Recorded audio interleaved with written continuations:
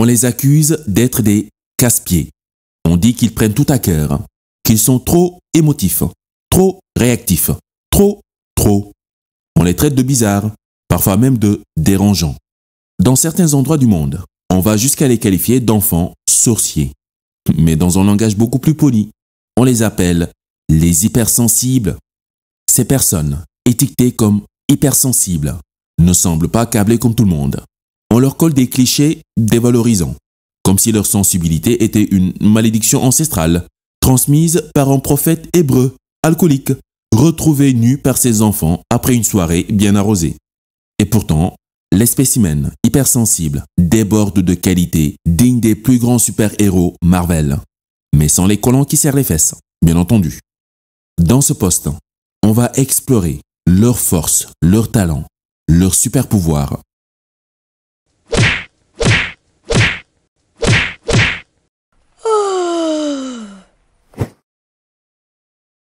D'abord, pour commencer, je n'aime pas vraiment le mot hypersensible.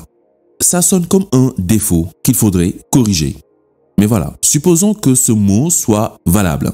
Bon, cela signifierait qu'il existe aussi des hyposensibles et des sensibles normaux, non? Alors à quel moment sait-on qu'on est quoi? Quelle est la norme? Qui la définit? Et surtout, comment on la mesure? Avec une règle? Une balance? Un compas? Bref, tout ça pour dire que techniquement, c'est un peu absurde, tu ne trouves pas? Mais bon, pas le temps de refaire le dictionnaire. On va rester sur ce mot, dans ce post. Mais je tenais à préciser quand même, être hypersensible n'a rien de bizarre. C'est un état d'être, tout simplement. Il y a ceux qui vivent leur vie peinard, sans trop se poser de questions. Tant qu'ils ont à manger et à boire, ça va. Et puis il y a les autres, ceux pour qui la vie est un mystère au quotidien. Ils observent, ils s'interrogent, tout est à comprendre, tout a un sens. Et ces gens-là, on les appelle des hypersensibles. Voilà, ce n'est ni un handicap, ni un caprice, juste une manière différente d'exister. Ce type d'individus semble avoir des amplificateurs connectés à leurs différents sens. L'odorat, l'ouïe, la vue, mais aussi leurs pensées, leurs sentiments et même leurs rêves qui sortent souvent de l'ordinaire. Ils captent une quantité phénoménale d'informations en même temps et ressentent tout de manière décuplée, aussi bien sur le plan émotionnel que sensoriel. Au niveau sensoriel ou physique, ils sont par exemple souvent sensibles à la lumière, au bruit ou même aux odeurs. Par exemple, une personne hypersensible peut avoir beaucoup de mal à manger à côté de quelqu'un qui fait du bruit en mâchant. Le simple son de la mastication peut devenir insupportable. Au niveau émotionnel ou psychique, les sauts d'humeur sont fréquents et intenses. Une joie éclatante peut soudainement laisser place à une tristesse profonde, parfois à cause d'une scène particulièrement émouvante. À la télévision, par exemple, un hypersensible peut être bouleversé aux larmes en voyant un enfant partager son pain avec un camarade dans un film. Mais leur émotivité ne s'arrête pas là. Ils peuvent aussi ressentir une profonde frustration simplement parce qu'une connaissance a oublié de les saluer dans la rue. Ou que, lors d'une réunion de famille, Tata Soda ne s'est pas gêné en envoyant des remarques déplacées du type « Hey, tu es toujours célibataire? Tu n'as pas encore d'enfant? Qu'est-ce que tu fais encore chez tes parents à 30 ans? Et là, l'hypersensible peut plonger dans une colère nocturne ou une rumine chaque mot, analysant sans fin l'intention derrière. Petite parenthèse quand même. Cette Tata Soda là, on en parle. Une vieille funeuse qui passe son temps à critiquer tout le monde sans retenue. Mais dès qu'on ose lui demander gentiment d'aller s'occuper de ses oignons, tout le monde se retourne contre toi. Tu prends tout à cœur. Tu es trop susceptible. Arrête de dramatiser. Ben oui, mais quand est-ce qu'on dit à Tata Soda de fermer sa bouche? Oui, le respect des aînés, tout ça, ok. Mais à un moment donné, il faut quand même que les aînés respectent un petit peu les pas encore aînés. Tu vois ce que je veux dire? Bref, il faut avoir les nerfs solides quand on est hypersensible, surtout en Afrique. Quand on perçoit un monde où tout semble amplifié, les joies comme les peines, et qu'on vit sur un continent où l'on adore amplifier et empirer les choses. Il faut des nerfs d'acier. Tu te reconnais peut-être dans ces clichés. Mais sache une chose, tu n'es pas que ça. Voici 3 super pouvoirs puissants et insoupçonnés que tout hypersensible devrait absolument connaître. 1. La capacité à capter les non-dits des gens, de l'environnement. Dans nos interactions sociales, soyons honnêtes, on porte souvent un masque. Ok? Mais pas celui des fêtes de fin d'année, hein? Mais celui qu'on met pour paraître acceptable. Un masque à l'épreuve des critiques et des regards pesants sur nous.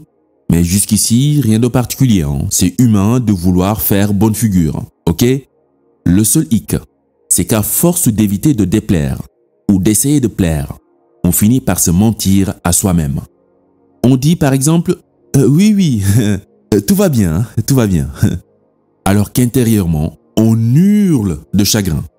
On sourit à Tata Soda alors qu'on rêve de lui coller une gifle bien sonnante. On va tromper sa femme maintes fois et revenir à la maison et lui dire, droit dans les yeux en plus, hein. Chérie, je t'aime, hein. Tu es l'unique étoile de ma galaxie, hein. Pathétique. Toutes ces cachotteries, ces micro-détails, ces non-dits qu'on essaie de dissimuler par peur du regard des autres ou par pure mesquinerie, le type hypersensible peut les capter.